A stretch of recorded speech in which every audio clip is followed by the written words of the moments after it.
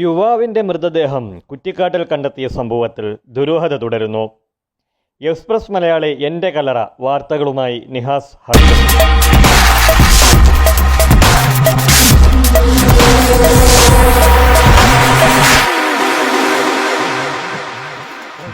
ഭരതന്നൂർ കരടിമുക്ക് കല്ലുമലയുള്ള യൂക്കാലിത്തോട്ടത്തിലാണ് യുവാവിന്റെ മൃതദേഹം ദുരൂഹ സാഹചര്യത്തിൽ കണ്ടെത്തിയത്. ഇന്ന് വൈകിട്ടോടെയാണ് സംഭവം. ചന്തക്കുന്ന് സ്വദേശി അഞ്ജിത്തിന്റെ മൃതദേഹമാണ് സംശയാസ്പദമായ രീതിയിൽ ഭരതന്നൂർ കല്ലുമലയിൽ കണ്ടെത്തിയത്.